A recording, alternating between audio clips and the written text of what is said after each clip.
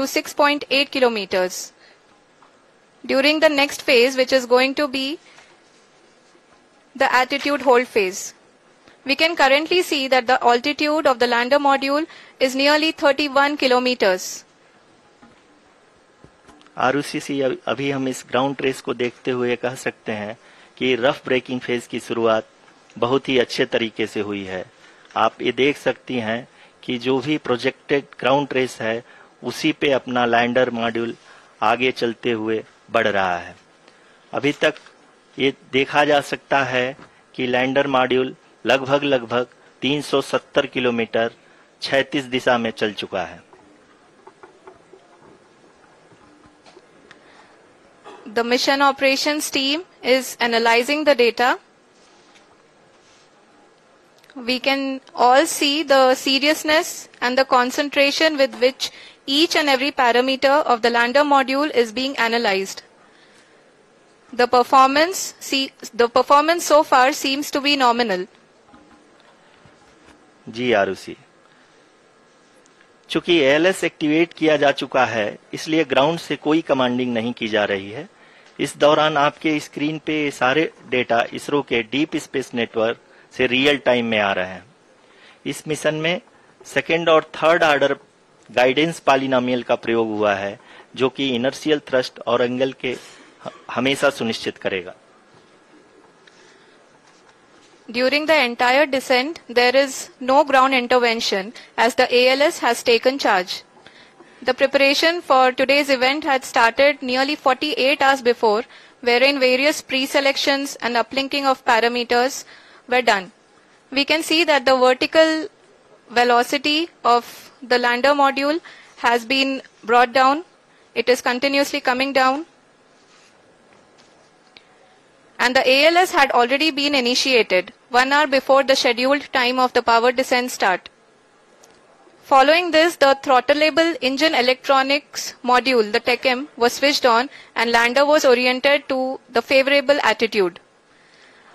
जी हाँ, आप अपने स्क्रीन पे देख सकते हैं कि लैंडर मॉड्यूल जिसकी शुरुआत में वेलोसिटी 1680 मीटर पर सेकंड थी, लगभग 1150 मीटर पर सेकंड हो चुकी है, जो कि एक बहुत ही मैजेस्टिक शुरुआत कही जा सकती है इस रफ ब्रेकिंग फेज के लिए।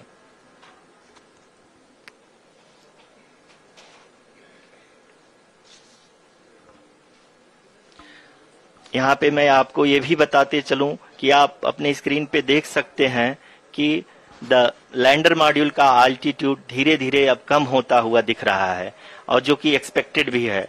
अभी हम बात करें करंट आल्टीट्यूड की तो जो कि 28.6 किलोमीटर के आसपास है।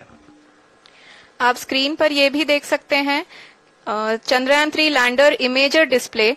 The lander imager is continuously taking photographs of the moon's surface, and that is also being streamed here. Currently the horizontal velocity has been brought down and the distance traveled is 574 kilometers. The current altitude is 27 kilometers as can be seen on the screen. जी हाँ, करीब अपने आधे सफर को पूरा करते हुए इस rough breaking phase में लैंडर बहुत ही आगे की तरफ बढ़ते हुए अपनी ऊंचाई को घटा रहा है। अगर अब बात करें तो लैंडर की ऊंचाई चंद्रमा के सतह से लगभग 27 किलोमीटर से नीचे हो चुकी है, करीब 26.7 किलोमीटर के आसपास है। The next phase after the rough braking phase is the attitude hold phase, which will be for a duration of nearly 10 seconds. The lander will be oriented such that both the altimeters will be looking exactly towards the moon's surface. At the end of this attitude hold phase, height measurement update to navigation system will be given from the laser and car band altimeters. Currently we are in the middle of the rough braking phase. जी हाँ, अगर हम ध्यान से देखें तो लगभग 8 से 8 minute की यात्रा के बाद लैंडर अपनी हॉरिजॉन्टल वेलोसिटी को लगातार कम करते हुए अपनी ऊंचाई अभी की ऊंचाई के समय 24 किलोमीटर की ऊंचाई प्राप्त कर चुका है।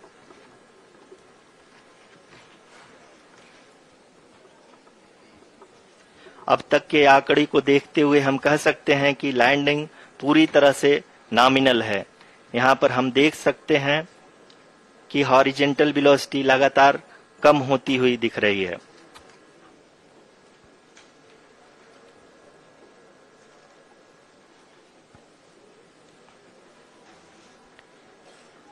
The altitude of lander from ground is currently 22 kilometer, which is again going to be coming down, and that is expected. For the viewers who have joined now, we are in the powered descent phase, and we are in the rough braking phase, which is the first phase of the powered descent. We have currently traveled a downrange of 697 kilometers, and the downrange that has to be traveled during this phase is 713.5 kilometers.